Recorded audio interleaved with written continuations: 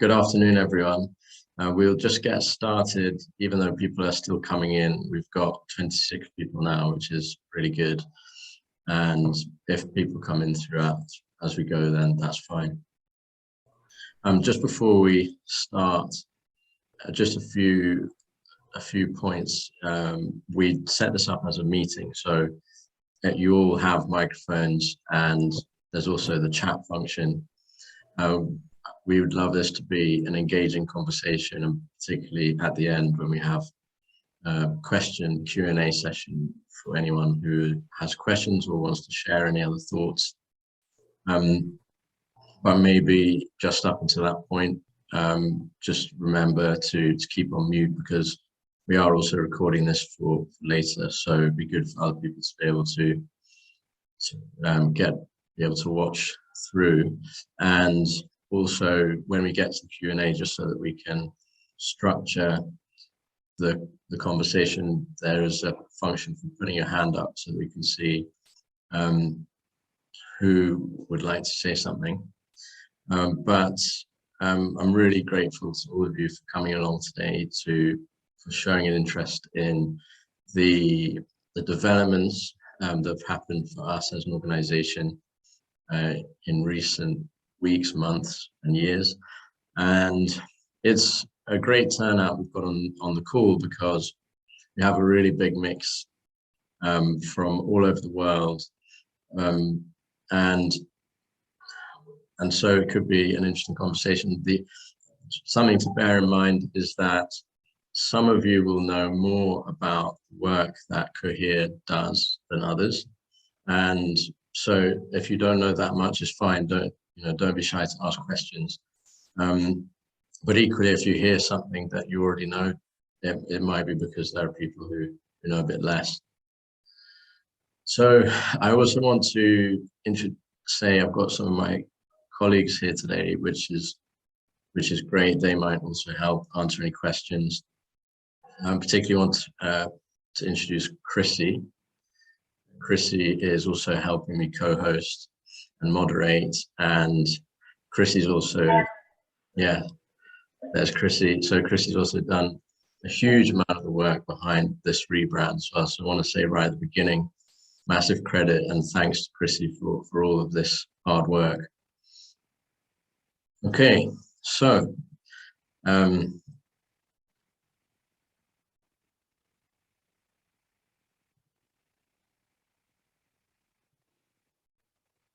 so we are Cohere, and at Cohere we want to see a world in which everyone has control over their future, including and especially refugees.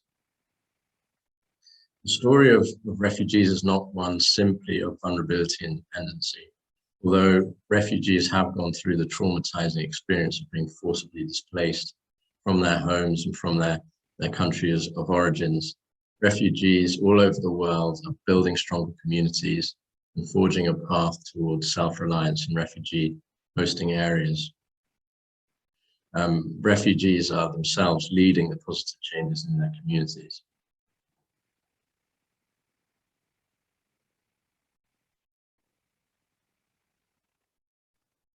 We would like the lead of refugees to be followed. We would like local leaders to make the decisions that affect the lives of the people in their communities. At Cohere, our commitment to working with refugees remains as strong as it's ever been. We partner with inspiring refugees, mostly those who are running local organizations known as refugee-led organizations, or RLOs. But there are also refugee leaders running similar kind of projects that are playing a vital role in responding to the humanitarian needs of their communities. Currently, we have a comprehensive relationship with around 30 or more refugee-led organizations in Kenya and Uganda. And that's out of a network of several hundred refugee-led organizations that we interact with regularly, including some refugee-led organizations or RLOs in other African countries. Why do we think it's important that RLOs should take a lead in refugee communities? RLOs are the first and last line of defense for their communities in terms of being the first responders whenever there's a new crisis that emerges. And this was made really clear during the COVID-19 crisis, which is still ongoing, when many other kinds of humanitarian actors, maybe like large NGOs, were not able to continue their usual day-to-day activities. And that was when refugee leaders stepped up. But in fact, they were also doing the same work they'd done before. It's just that they were able to do more of it, and they didn't have to retreat from the setting they were working in. If anything, they were able to and needed to do more. So an example of an RLO that we've worked with for many years is Tomorrow Vijana, which means Tomorrow Youth. They're based in Ramwanja refugee settlement in southwest Uganda. And I'll be introducing you to more of our refugee-led organization partners throughout this presentation, and talking more about the kind of work that they do. But a good example of Tomorrow Vijana is that they reach around 1,000 people a year at the moment through their activities across the settlement.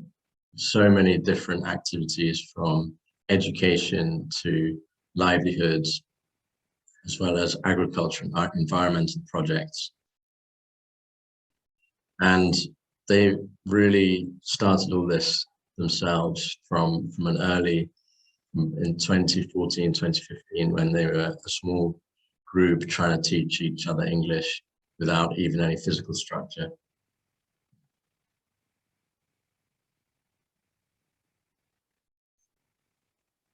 Refugee-led organizations have demonstrated that they can respond effectively to the needs of their communities. One of the reasons that we've been inspired to work with RLOs is how efficient and effective their interventions and their innovations are. But aside from being effective and efficient, and we have found through various practical studies that there's a significant reduction in terms of cost efficiency when refugee leaders take over. Their initiatives are also more sustainable. They're also more relevant because they understand the needs in the community, and they're able to respond in a way that really matches the need. And as a result of this, the impact and the outcomes that they achieve tend to be more sustainable from what we have observed. But in addition, the activities themselves, like the types of interventions or the type of work that they do, seems to be able to go on for longer because there is an obvious need for what they're offering, in comparison to maybe other actors, other humanitarian groups who are maybe more vulnerable to changes in focus and funding, etc. Because of these reasons, as well as others, we also see that refugee-led initiatives are the most appropriate way of supporting refugees in their communities, because the people who are themselves affected by crisis and by displacement are making the decisions that affect their lives. Refugee-led organizations have been around for many years, and in East Africa, they're refugee-led organizations that have existed certainly since the 90s. We have a partner that was founded in 1997 called Bondeko, still going strong. And so it's not a new trend. It's true to say that in recent years, RLOs have really increased what they're able to do. They have finally received more recognition for what they're doing, and gradually more support from the global humanitarian sector, as well as donors around the world and other kinds of supporters. But the amount of support and recognition that they get is still a fraction of the potential and a fraction of what's needed for refugee leaders themselves to play a really meaningful role in the overall refugee response. And this is a serious problem, because around the world, the number of people who have been forcibly displaced is dramatically increasing, and it's over doubled since Xavier project began in 2008. Yet the amount of funding available has been reducing, particularly in recent years, and you can see from this slide that the COVID crisis had a significant impact on the need for emergency relief funding and the availability of funding for non-COVID responses. And you can see on the bottom graph that only 52% of the needs have been met. And yet the number of refugees around the world is increasing. And so we really do need a new way of working, because what the traditional models of responding to refugee crises isn't working, and yet the need is increasing.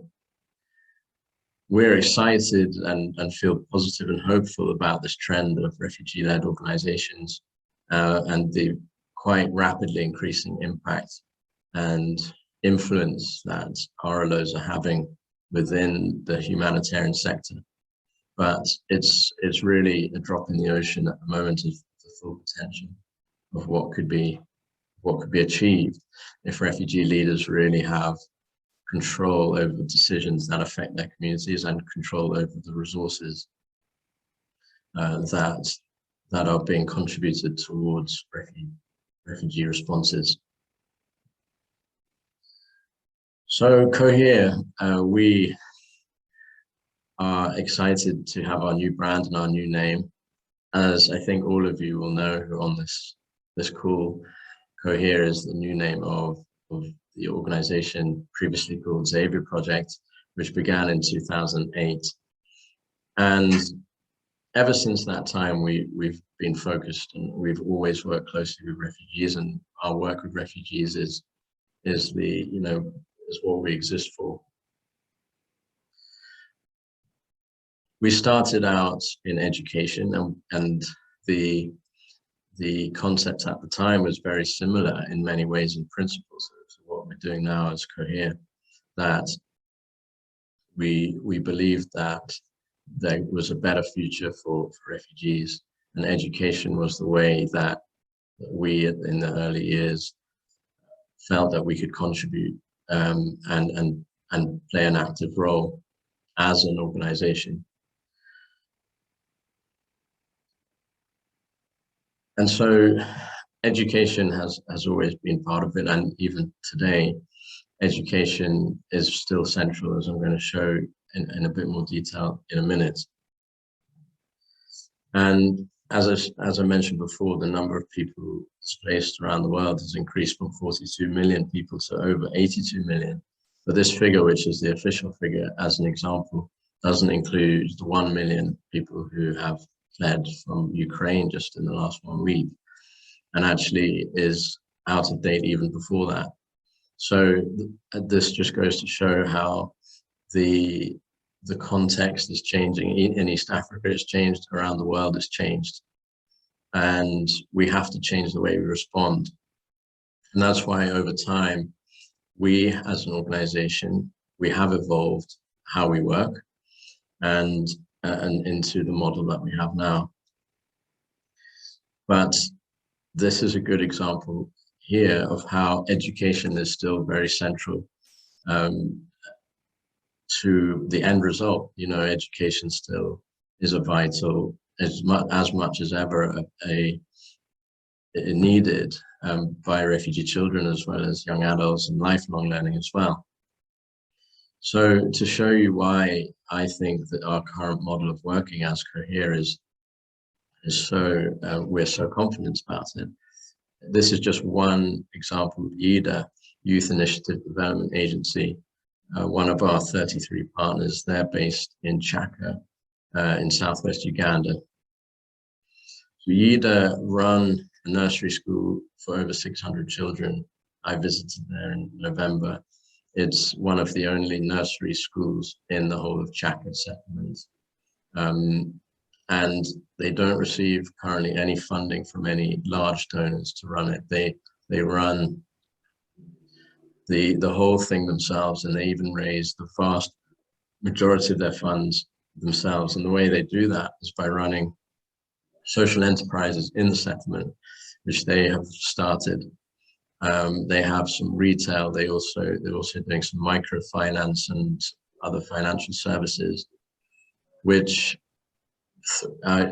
enable them to raise revenue to run this school, which is a really inspiring story. And it's only one of many. You know, I said we have 33 partners who we work closely with, and many hundreds of RLOs that we're in touch with who are all doing inspiring things like that. So you can see that as Cohere, we see these examples of inspiring stories and genuine impact, sustainable impact.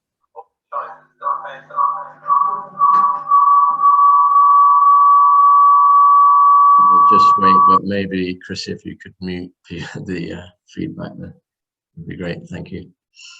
And you can see how, for us as a small organization as Cohere, we would want to partner with the leaders of YIDA and try to see how we can support them in what they're doing, so that their impact can grow, so that they can also, so that their work can also become more sustainable, and that they can then have an influence, maybe, for example, for early learning across the whole settlement and beyond. Another exciting thing that YIDA do is they do capacity strengthening with other refugee-led organizations that are emerging in Chaka. YIDA have been there for quite a few years, and there are new groups popping up, and YIDA are taking them under their wing and trying to show them how they can establish themselves as well. So you can really see this mutual peer support, and how this whole trend of more refugee-led responses is just going to get stronger. Now, this also isn't a new thing for us, working with RLOs. This picture here, taken in 2012 with a handful of people who are all now involved in running their own organizations. And then this time in 2012, we were part of something called the Refugee Grassroots Network, which had about 5 or 6 small organizations, included Xavier project. And we all just got together to see how smaller organizations, mostly refugee-led, can come together and do more in their community. And so it's been at least 10 years, if not more, that we've directly worked with RLOs.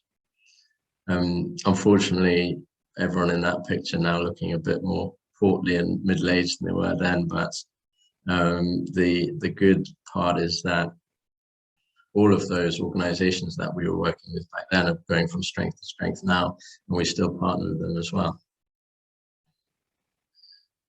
This is in 2016, when we really started to pivot towards working with RLOs as our main way of working, and realizing by that point that there was not a huge reason for us as Xavier Project, as we were then, to to be delivering activities ourselves as an NGO when RLOs were doing such good work in the communities.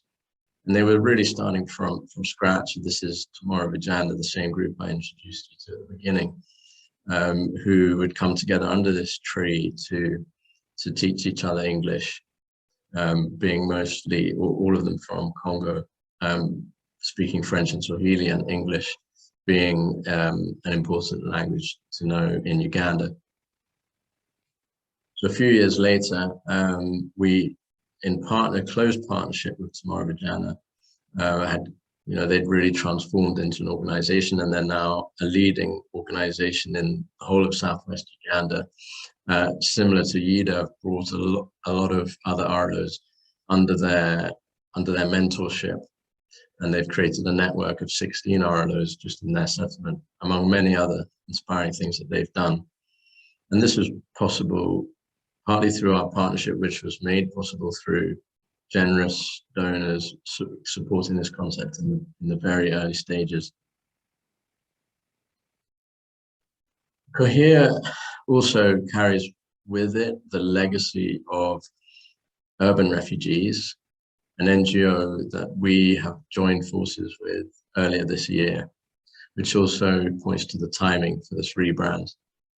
And Urban Refugees was founded in 2012. They, as the name suggests, focused on urban refugees around the world and had an advocacy focus. And around 5 years ago, they, similarly to us, began to partner with RLOs. I won't say us, I mean as Xavier Project, as we were. And actually we're doing very similar kind of work in working with RLOs. They had slight nuances and differences compared to what Xavier Project was doing, from advocacy, which they had a big strength in, as well as working with women-led groups and groups led by other marginalized groups of refugees.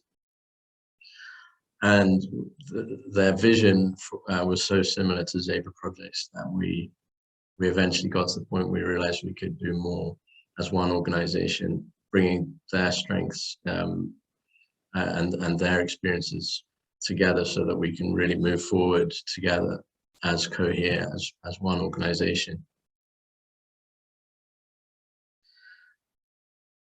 So this rebrand provides this opportunity for the two organizations to come together under one brand. I think it also gives us an opportunity to really emphasize our renewed focus and energy in working with RLOs and refugee leaders. It's good timing as well in terms of our launch of a 5-year strategy will be launched later this month for sure. From that, we'll go into a lot more detail about how we work with RLOs, and I hope to share that with you as well. And I'd be happy to share more in the Q&A as well about exactly what we do. We've been really grateful to Crispin Porter-Brugusky, a London advertising agency that's given us a huge amount of pro bono support in this rebrand process. It's been a fascinating process. We actually began thinking about rebranding something like 2 years ago, but at least for the last 15 months, we've been actively working on this launch of the new brand. And one of the reasons that we did it so thoroughly was because we wanted the whole process to be collaborative. And we, as such, we reached out to a lot of our partner organizations, refugees we've worked with in the past, donors, stakeholders, other operating organizations that we partner with. And we really listened, but we also wanted to reflect deeply on our identity as an organization so that our brand could communicate that sense of positivity and hope that we have for a different way of doing things, as well as the concept of bringing people together around around a cause that people can believe in. As I said earlier, it's exciting to see refugee-led organizations playing so much more of a significant role, not just in day-to-day activities in refugee hosting contexts, but also now having an influence across the whole humanitarian sector and all humanitarian responses, refugees getting a seat at the table in decisions that affect their lives.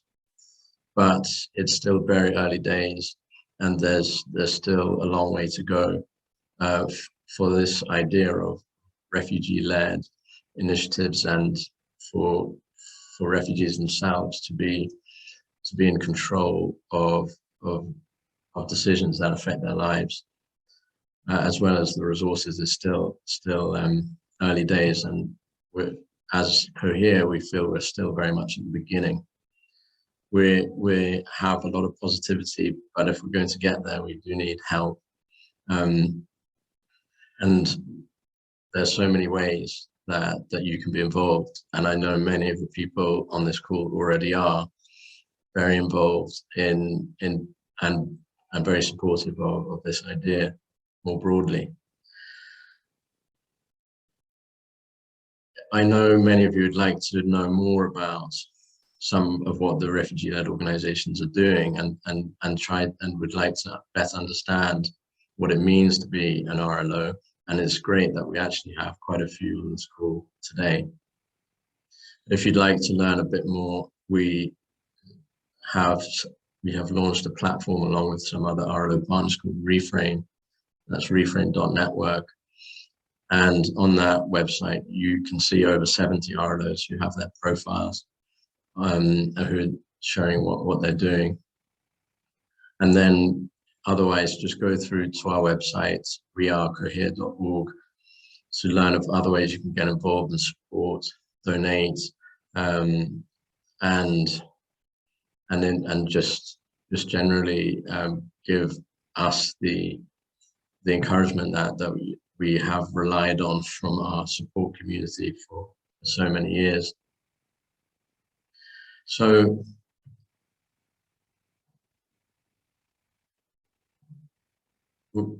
that's the end of the presentation, and now we have a chance for anyone to ask questions. I would really welcome any questions, and also I'm glad to have some team members to help answer some. You may have felt there were areas I could have gone into more detail, which is understandable.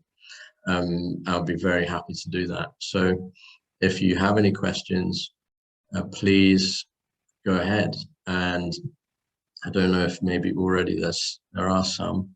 I'll have a look at the participants list, and if you have a question, just put your hand up. I can see there's one already from Richard, which is great. Really good to hear from you, Richard. Go ahead. Thanks, Ed.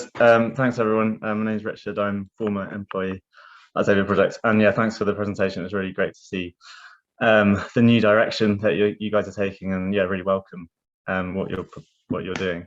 I guess my question is, and maybe it's too early days for one of them, but it's that mechanism for making sure refugees are at the heart of decision making within Cohere.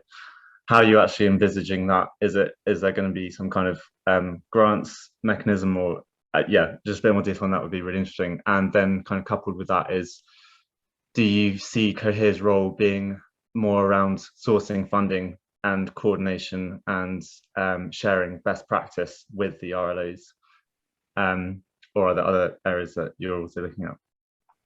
Thanks. Great, yeah, thanks. Yeah, really good questions. And I'm really glad you asked the first one about refugee leadership within Cohere, because it's something I'd like to talk about, and it's something that's going to come out more strongly as well in our 5-year strategic plan. A few initiatives that we're working on in Cohere around that. One is we are launching a refugee advisory panel, We've been in the process of doing so for a few months, and it's not quite ready to go live. And that we really hope that board will really play the same function as any other of our boards that we have, except for the fact that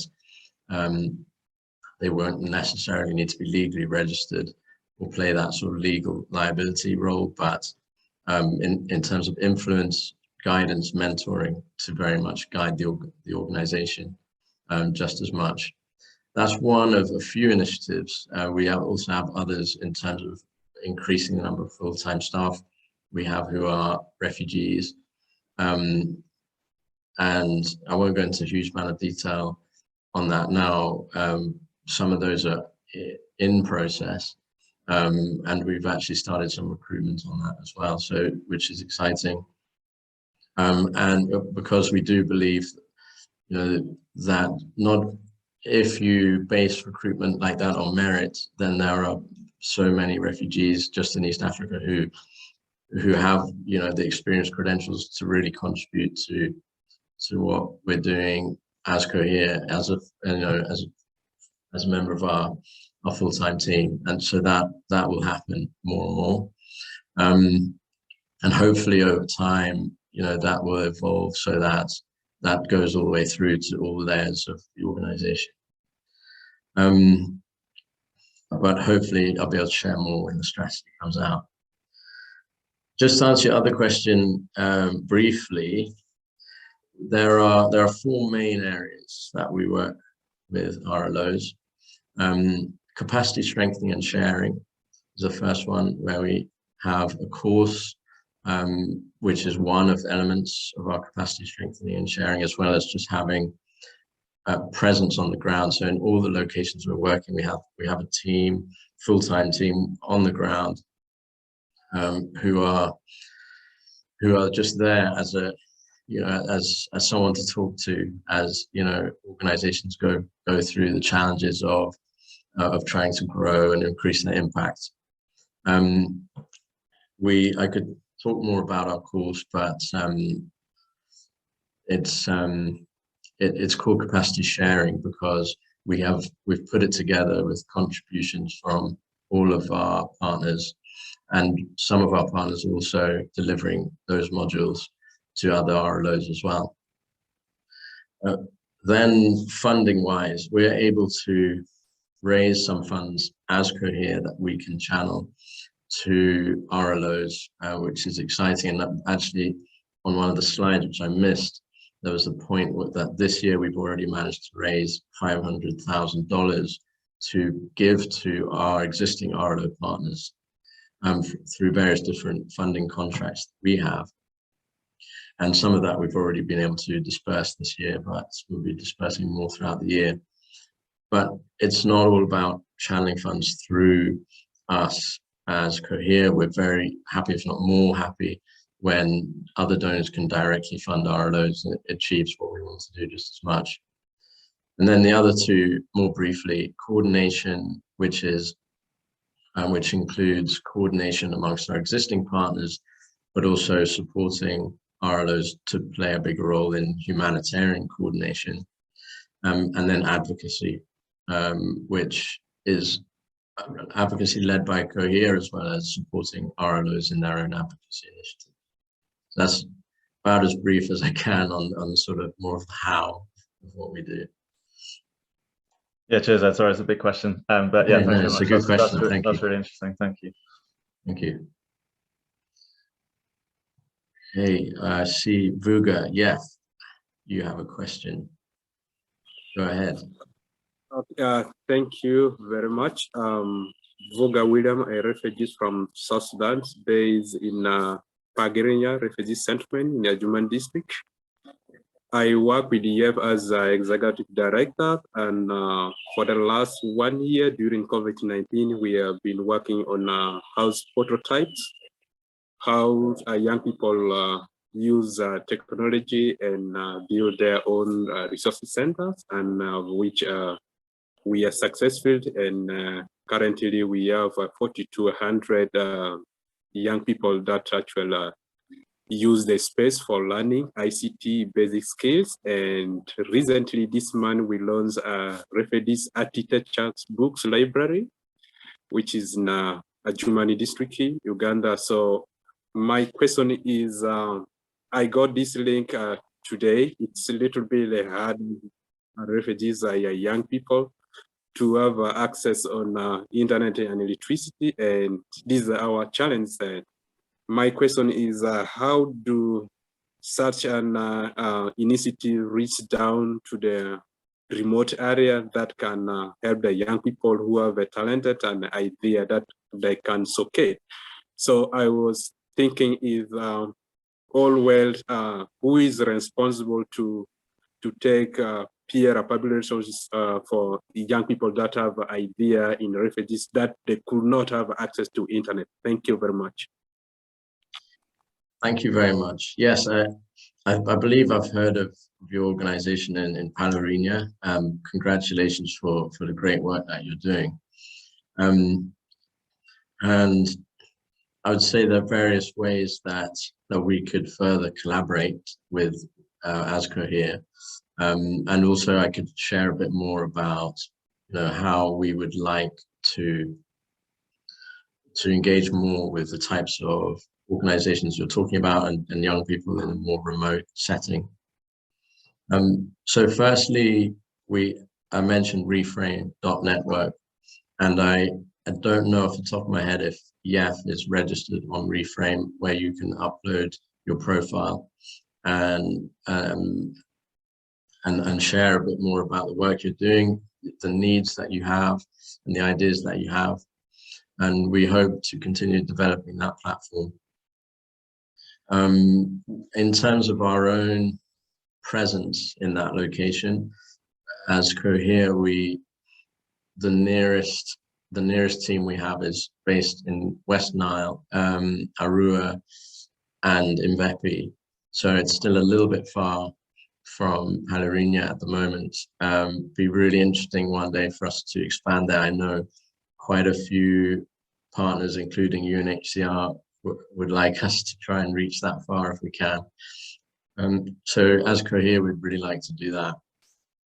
But on a broader point about working with remote groups and groups that are really just starting out, we see that as one of our strengths in supporting groups who fit that kind of category.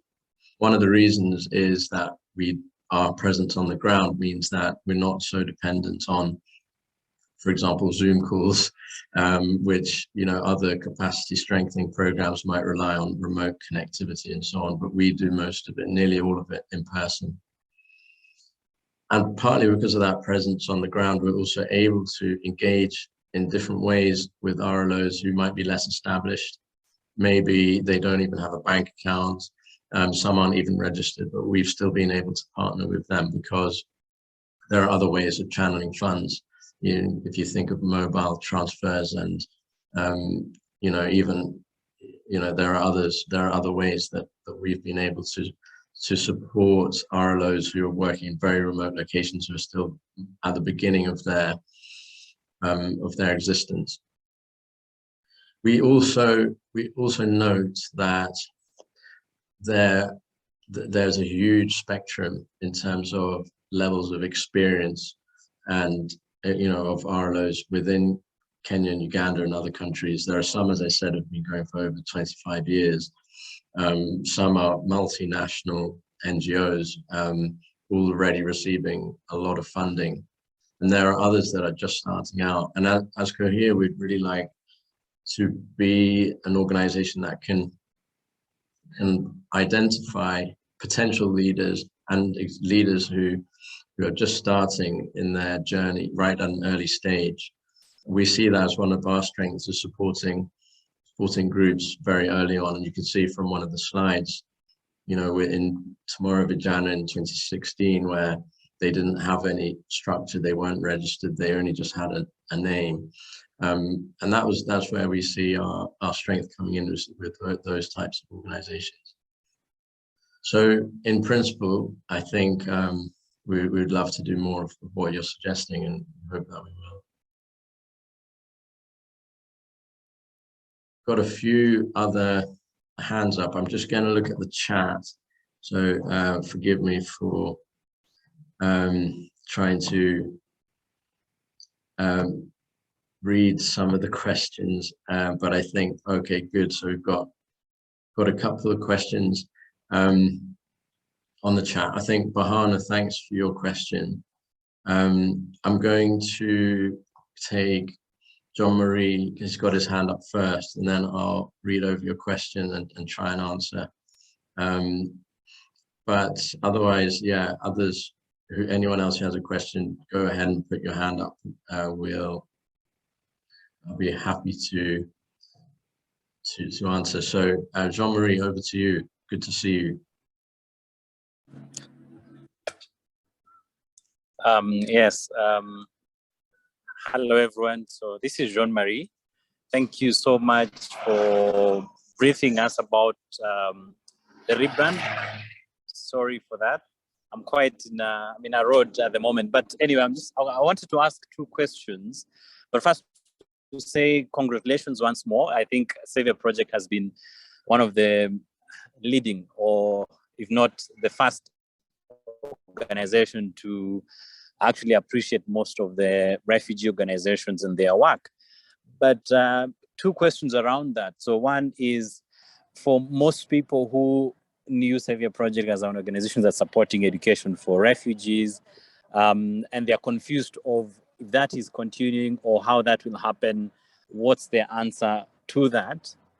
Secondly is, as an advocate myself, sometimes one of the issues you hear the development actors saying is that, for example, they don't have much information, or they have a perception of RLOs in terms of how they can deliver and how much they can get in terms of funding sometimes. So as Cohere, with this new rebrand and the way everything looks hopeful and it's more oriented to the future of refugees and the refugees themselves taking that future for themselves and doing much, how are you looking at changing that perception of refugees just being people who can, for example, be assisted only, or when they have to be engaged, it's not very meaningful. It's on limited funding or even little funding. Sometimes it's even on just mobilization. So in terms of changing that perception from some of the development actors who don't understand the importance of RLOs. And I just want to also say the fact that you've pointed out how RLOs continued with their work during COVID says how much they are significant in the community. So in terms of using such and other ways, how are you looking to change that perception moving forward? Thank you. Yes, thank you very much, John Marie. Great questions. In terms of perceptions, I agree with you that there are still a lot of assumptions, there's still a lot of misconceptions, and there are other barriers that I think are preventing more support going and recognition going to RLOs. But in terms of perception, I think it is gradually changing. And I think the best thing to do is to look at positives of, and also to carry on doing as much as you're doing, and you're a good example of this, irrespective of some negative perceptions or perceptions that, you know, still might need to be changed. Because it's only through, it's going to take time, but it's through good examples, good stories, that perceptions are slowly changed. We as Cohere, as I mentioned, we have an advocacy section or area of our work, and that's done ourselves in some cases. For example, I'm part of a working group leading up to the UNHCR NGO consultations in June. Actually, a few other people on this call are involved in it, where we can really get these conversations going with hundreds of people. But also refugee-led advocacy, like you at YVC do very well. It is slowly changing the tide on this, and while there will maybe always be some some people who don't get it. I think the critical mass is shifting, so it's just basically keep doing what we're doing and more. But I think on your first question, it cut out a bit. Was it about our previous direct support to refugees and what the future of that is? It was around the scholarships of education scholarships, the normal education scholarship for high school. Is that continuing? Is it something that you're going to do it in another way for any refugee who knows Xavier project and now hears it's Cohere and it's more of all the things you've already mentioned? How is that going to happen? Is that program still going to continue? Yeah, thank you very much for raising that. I think it's a really important question. We, as you know, scholarships and paying school fees was something that we did for many years as in terms of our objectives around education. We've been lucky and happy in the last 5, 6, or even 7 years to partner with UNHCR on that as an implementing partner. So we were implementing for UNHCR funding which they had raised to pay school fees for secondary students in urban areas of Kenya. And the good thing is that UNHCR is committed to continuing that, and I think it's a really important project. I think there will always be a need for paying school fees for a certain number of students in Nairobi and urban areas of Kenya. And I feel confident from what UNHCR is saying that they want to continue prioritizing that. Exactly how they do that from now on, I'm not completely sure right now, but we are talking to those students to help them to be reassured that their experience shouldn't change a huge amount. I'd just like to answer Bahana's question. He's got 2 really good questions on here. And the first question asks whether Cohere will extend to other people of concern-led organizations like IDP groups and minorities. So we actually already partner with some groups that are led by host community or a mix of refugees and host community. We are, as Cohere, we're focused on the whole community, of course. Integration between refugees and the hosting communities is really important. We don't at the moment work with IDP groups just because of the nature of the countries we're in. But in principle, especially when it comes to Reframe, we're expecting to see some IDP-led groups. I think there's 1 or 2 who've signed up on Reframe already. In terms of other minority groups, we're really happy to just in the last 1 or 2 years build close partnerships with our RLOs focused on some of those that you mentioned, from LGBT, women-led organizations. We have quite a few, and we now have 1 or 2 partners led by people with disabilities as well. Urban refugees were really strong on that, and we've learned from that.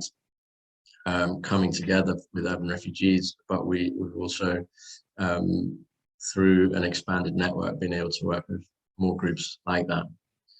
And your other question about going beyond the East Africa region, we're at Reframe, we hope we'll soon be able to reach RLOs in different parts of the world, and we might play a slightly different role for groups who are, for example, in Malaysia and Indonesia, where we have a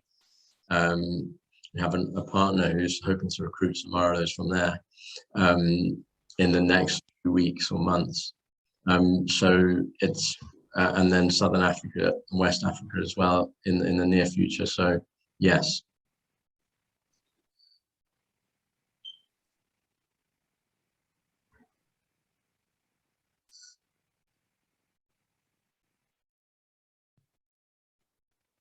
Okay, so are there any other questions, even in the chat?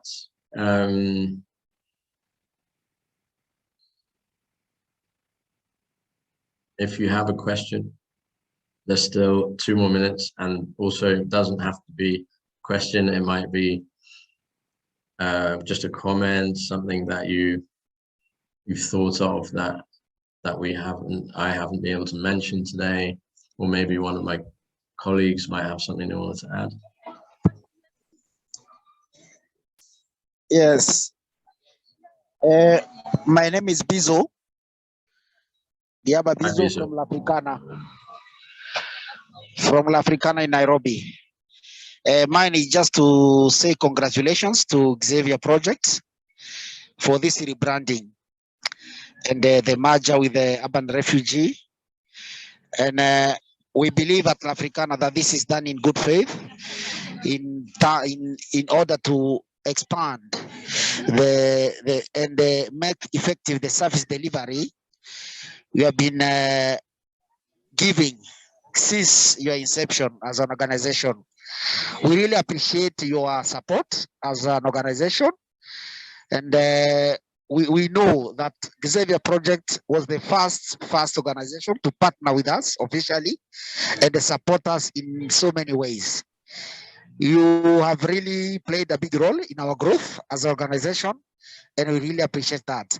And from now on, since you have rebranded, we are looking forward for more partnership, stronger one, and more efficient ones. Thank you very much again. We really appreciate. Thank you, Bizo. Really appreciate that. That's really kind. And we look forward to further collaboration with L'Africana for sure. One of our longest standing partners, doing really inspiring work. Yeah. Okay. Thank you. Thank you. Hello. Hello, Deo. Yes. Hello, Andy. How are you? Fine. How are you doing? I'm good. Congratulations for rebranding your name, because somehow it was confusing. Yeah, Xavier project. You could think of a project, yeah, yet it is an organization. Yeah. But one thing I would like to ask you is one. Yeah. Yeah. Xavier project is expanding in so many areas. Yeah. So here we have A and Q. Yeah. But are people informed that Xavier project has rebranded its name? Because making that awareness may be a problem. People may still be knowing Xavier project. Thank you. Yeah. Well, absolutely. I think it's a good point, and it's not going to happen overnight that suddenly everybody that we've ever worked with as Xavier project is going to know that we're now Cohere. But we will keep reinforcing, and with our previous supporters and our previous networks, and I suppose reminding over the next few, probably at least 1 year, if not more, that this change has happened. We'll do that in various different ways, but yeah, we're aware it won't happen overnight. We've been trying over the course of this week, and this Q&A is one example to try and get the word out and to give people the opportunity to learn a bit more. So there's another question in the chat box and one raised hand, if we've got time. Yeah, I've seen that other question. So from Richard, thank you. So I think it's important it's a good question. Is Cohere going to be doing anything different from Xavier project? We rebranded on Wednesday, and we're not suddenly doing anything different from what we were doing on Tuesday. We are very much the same organization. But I was trying to show through the presentation earlier that we have evolved, I suppose, like every organization does. And we will continue to evolve as Cohere. But in terms of what you may know about us when we were Xavier Project, and now what you know of us as Cohere, I wouldn't be concerned that there are any big differences. We're still the same organization. Okay, so I know we've gone past the hour, so if people need to leave, will obviously understand, and thank you so much again for coming along. I can see another question from Khalif Mohammed Omar. Maybe we could make that the last one, then we can wrap up. So yes, go ahead. Thank you very much. My name is Khalif, as you see, and I'm the Chairman Somali Community Association in Uganda, and we are one of the communities who benefits the Xavier, especially their young education, before the COVID-19, 2017, 2018. And we are really appreciate Xavier project. And the last time when you are making the partner Abu Refugee, I was participate for that event. And really, I'm very happy to give this opportunity and to announce these opportunities. So just I want to ask you one question. So now COVID-19 is finished, and we are the largest refugee community in this country, Uganda, in Kampala. So we have many most vulnerable people. So will you planning in the future to touch those ground, most vulnerable people? Because the refugee now, they are fed up and they are immigrating from Kampala and to desert, Libya, Mediterranean. They are dying, they are in cells because they grow here and they have been here more than 25 years. The children who born here already, they are graduate from secondary school. They don't have job. The parents, they become old, they become sick. The UNHCR is not enough for those people, what they're earning. 2 kg cooking oil, 5 kg. So the 12 large family can't enough that things, even 1 week. So how are you planning in the future for those most vulnerable people? Thank you very much to give me this opportunity. Thank you very much. It's a really good question. I think the best way that I can answer that is to say we want to do more of what I've been talking about and do it better. And we hope that through that we will reach the most vulnerable in one way or another, and hopefully in the most effective way. And I want to give an example to explain what I mean. I'll give a handful of examples. During COVID-19, refugees in Kampala, as you will know much better than me, I'm sure, didn't have access to certain handouts of basic provisions and food. And the organizations that best tried to respond to this, who best managed to overcome this massive challenge that refugees faced in Kampala, where the economy was basically shut down completely, those organizations were RLOs, much more so than any other type of organization.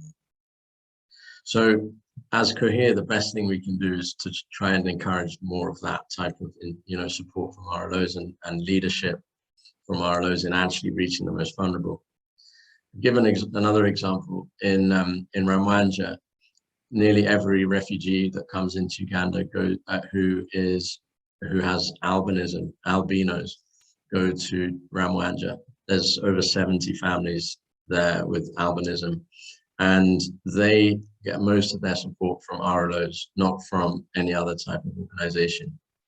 So I think in supporting RLOs is how we reach the most vulnerable. To answer your question. Thank you very much. Okay. Yes, so I think that's a good question to finish on. Thanks so much again to everyone. And as I said, we'd love to stay in touch. It's a collaborative concept, a collaborative idea. So we're really grateful for you for showing your interest. And as I said, it's just the beginning. So let's carry on working together. Thank you very much.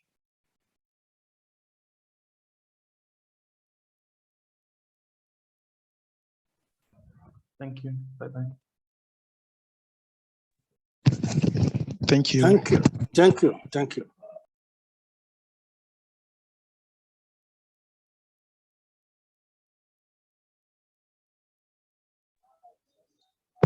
Thank you very much. Bye-bye.